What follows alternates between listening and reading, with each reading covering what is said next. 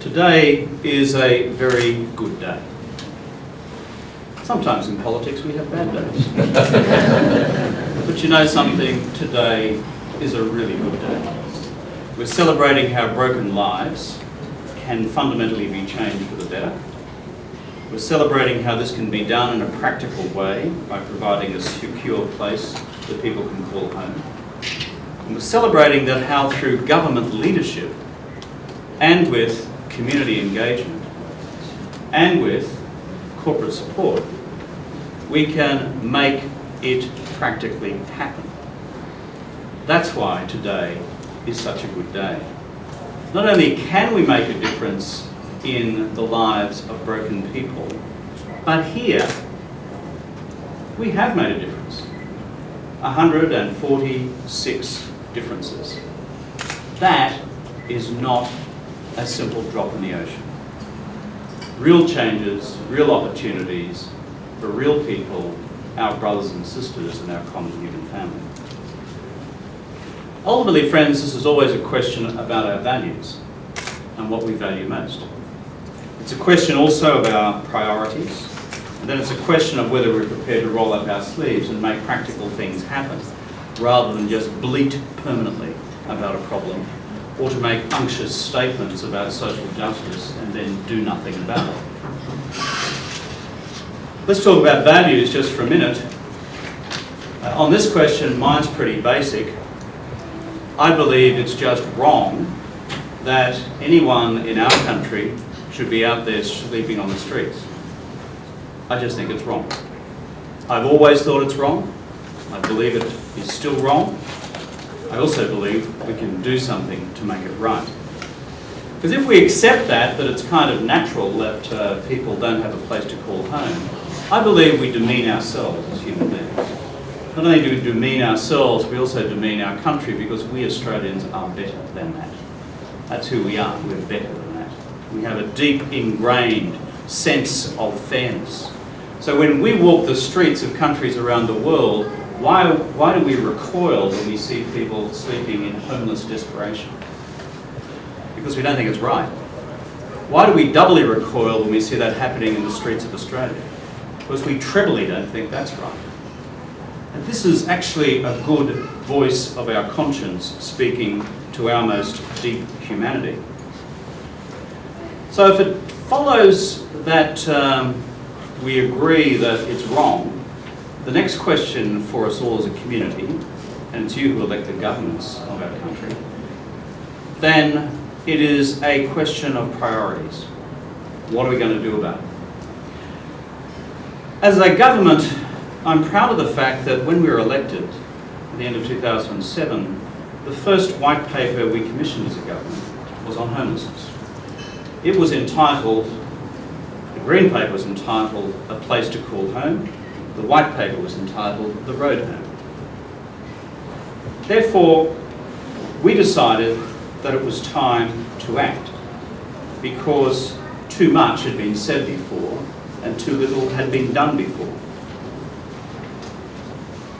We're proud of the fact that since then, the Australian government has now not just invested in, but built close on 20,000 new units of social housing across Australia. We're proud of the fact that we have been in the business of repairing 80,000 units of social housing across Australia. We're proud of the fact that through the National Rental Affordability Scheme, we are in the business of making 50,000 units of housing available to people who would otherwise struggle to get into the housing market at all. And through our $500 million investment in the Housing Affordability Fund, to also participate in making new housing developments accessible for folk who otherwise would find it very hard to have their own home.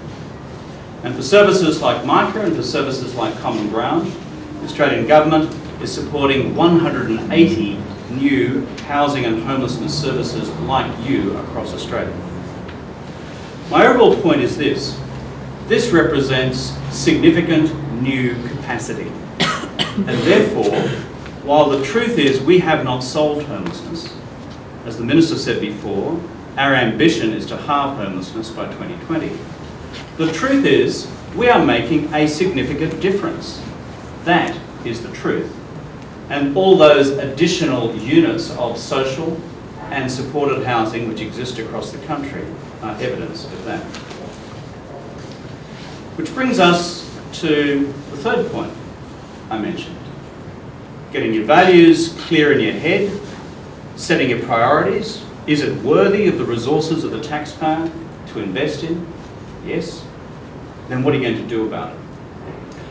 And what gives me such delight and joy today is to be sitting here in this place in South Brisbane, in my own community, and seeing the fruits of all those labours by so many people over such a long period of time.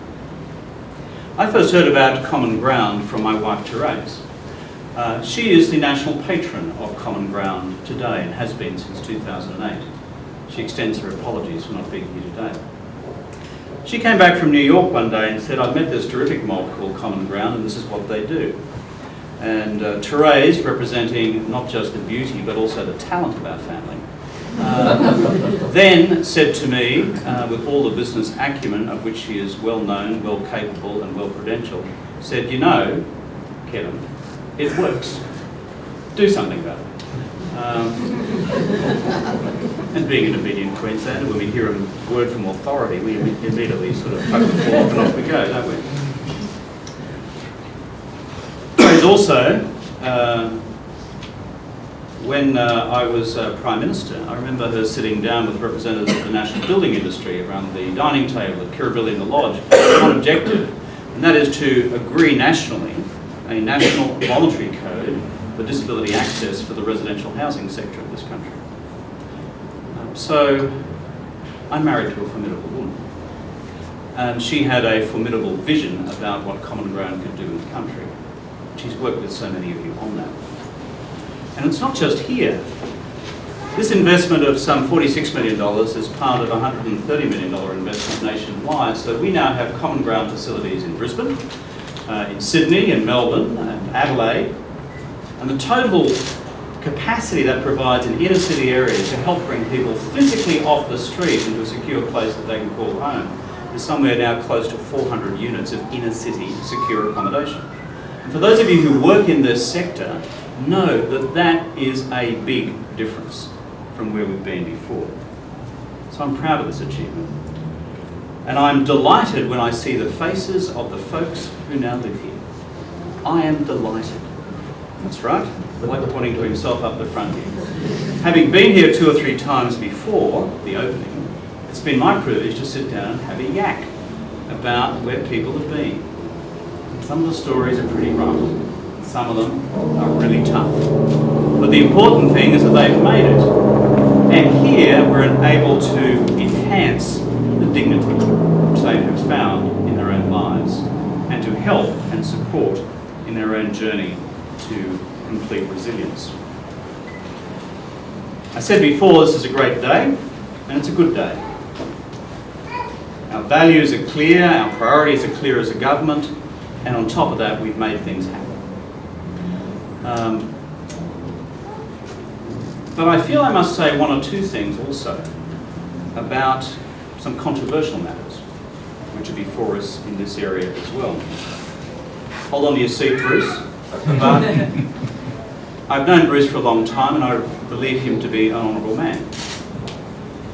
But as we celebrate this here, this opening of a new facility in my own community on the southern suburbs of Brisbane for nearly 150 people, what I can't understand is why the Newman government is now pulling the rug under 150 people who live at the other end of my electorate by selling off a caravan park.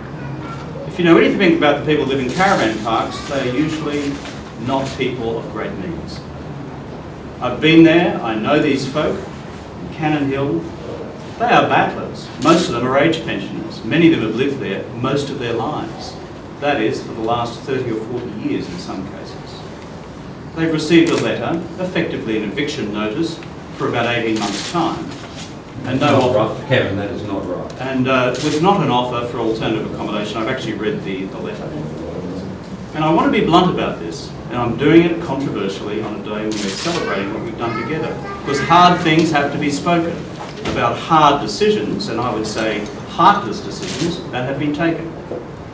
And therefore there's no running away from it. As I said before, Bruce, I regard you to be an honourable man. I do not regard the actions of Premier Newman, however, on this as being honourable. They have been heartless and I believe lack common sense. Can I ask the people here to think about this? If we have just built this for something like $40 or $50 million to accommodate 146 people, given that all the folk who are going to lose accommodation from a caravan park are going to have to be probably accommodated through social housing as well, the bill for our community will also be significant. I don't think it's right. So Premier Newman, I would simply say this decision is seen by many of us as heartless and lacking common sense. Please, please reconsider. And I say that on behalf of people who live at the moment not far from here. I said before that these were controversial things to say. But I think it's wrong to be silent about controversial things when they affect the very people that we are here to support today. People who need support through the various arms of social housing. I thank the Minister for his presence today. I thank also the fact that we've had this partnership with the state government, $46 million worth of federal money, $1.9 million worth of state money. I thank Micah Services, I thank Common Ground, and could I conclude by thanking our good friends from Grocon. Bruce mentioned this before.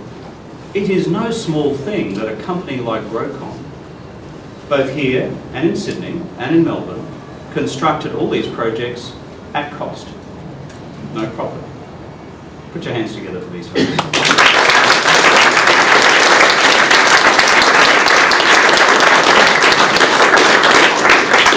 Because together we have made a difference.